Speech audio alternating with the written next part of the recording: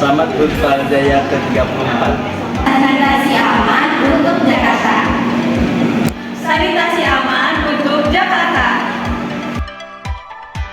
Selamat HUT Paljaya ke-34.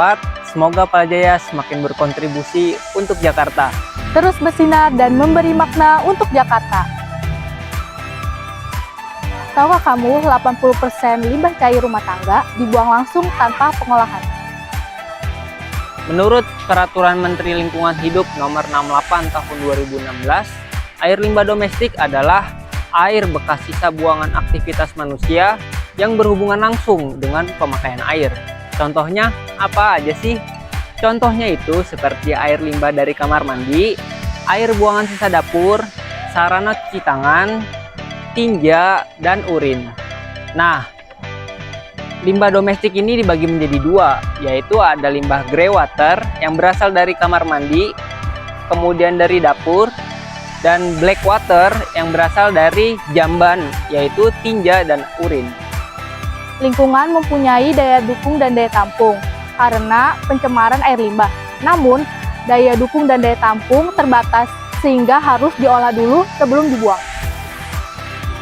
Pengamanan limbah cair pada tingkat rumah tangga ini sangat penting karena untuk mencegah terjadinya genangan air limbah dan mencegah terjadinya penyakit yang berbasis lingkungan.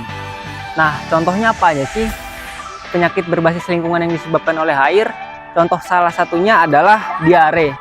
Diare ini disebabkan karena sumber air yang tercemar oleh air tinja.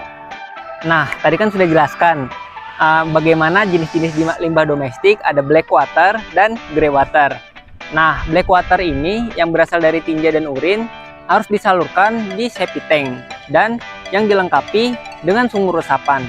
Sedangkan grey water yang berasal dari air sisa buangan kamar mandi, buangan dapur, sarana cuci tangan, ini harus dibuang di sistem pembuangan air limbah seperti grease trap dan bak kontrol. Prinsip pengamanan limbah cair rumah tangga adalah sebagai berikut. Yang pertama, air limbah grey water dan black water tidak boleh tercampur air dari jamban. Yang kedua, tidak boleh menimbulkan bau. Yang ketiga, tidak boleh ada tempat perindukan nyamuk, lalat, kecoa, dan tikus. Yang keempat, itu tidak boleh ada genangan yang menimbulkan lantai licin dan rawan kecelakaan. Dan yang terakhir, terhubung dari saluran limbah umum seperti got dan sumur resapan. Kemudian ada pemeliharaan saluran air grey water yang berasal dari kamar mandi, sarana cuci tangan, maupun limbah dapur. Yang pertama, itu harus terbuat dari bahan yang kedap air seperti pipa. Kemudian yang kedua, saluran air ini harus tertutup supaya tidak menjadi perindukan vektor seperti nyamuk, lalat, maupun tikus. Yang ketiga, saluran harus dibersihkan minimal seminggu sampai 2 minggu sekali supaya tidak terjadi sumbatan dari sisa buangan dapur maupun lemak. Selanjutnya adalah pemeliharaan dan pengurasan limbah black water, yaitu tinja dan urin. Tadi kan limbah black water itu harus disalurkan di septic tank. Nah, ini harus ada yang namanya pemeliharaan dan pengurasan. Minimal itu pengurasan di septic tank itu minimal 3-5 tahun sekali. Namun, ini harus tergantung jumlah penghuni dan kapasitas dari septic tank tersebut. Nah, penyedotan dari septic tank ini harus menggunakan penyedotan yang resmi, contohnya Paljaya yang ada di Jakarta.